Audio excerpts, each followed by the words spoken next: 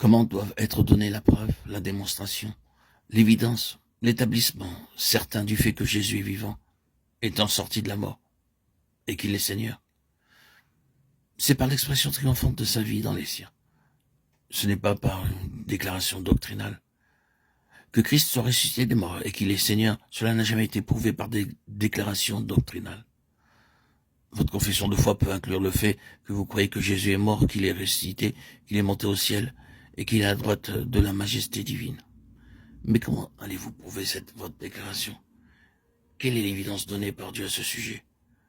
Vous pouvez le croire, être disposé à donner votre vie pour cette foi, déclarer ce que vous croyez avec beaucoup d'insistance et de force.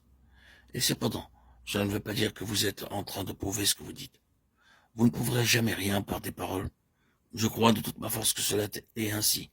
Vous ne prouverez jamais une chose par le fait de vous lever et de déclarer que vous la croyez, ni en disant « je crois » tout ce qui constitue la base de la foi chrétienne, ni en portant un nom qui montre que vous croyez en l'inspiration de la Bible. Jamais rien n'a été prouvé de cette manière. Résumant l'ensemble de la doctrine en ces deux points, que Jésus-Christ est ressuscité des morts et qu'il est le Seigneur de tout, vous devez encore prouver cette déclaration après l'avoir faite. Si vous avez fait appel au fait que la parole de Dieu dit cela, ce n'est pas pour autant que vous avez prouvé quelque chose. Vos preuves ne le seront jamais par le fait d'arguments, car ce qu'un argument peut apporter dans un sens, tel autre peut l'enlever. Ce que la logique peut faire pour que vous penchiez dans un sens, la même logique peut faire exactement l'inverse. Alors, comment allez-vous vous prouver qu'il en est ainsi? Par l'expression et la manifestation de sa vie de résurrection, c'est tout. Mais c'est un puissant tout. Cela signifie que vous êtes une incarnation de la chose que vous déclarez, qu'à côté de la déclaration doctrinale, il y a l'expression vivante. Ainsi, la résurrection et la seigneurie de Jésus sont étroitement liées à cette expression qui est appelée le témoignage. Le témoignage n'est pas un ensemble de vérités. Le témoignage est ce facteur supplémentaire à la déclaration et la présentation de la vérité qui constitue sa puissance.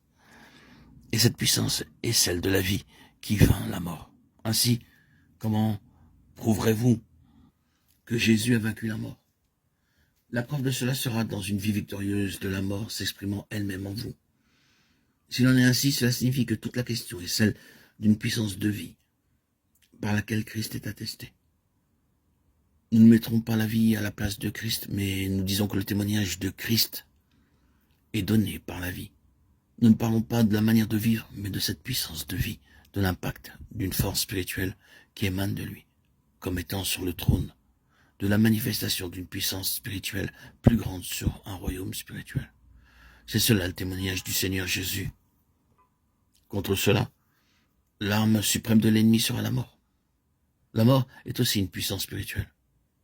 Ainsi, cela devient un combat entre deux puissances spirituelles, la puissance de la vie et la puissance de la mort.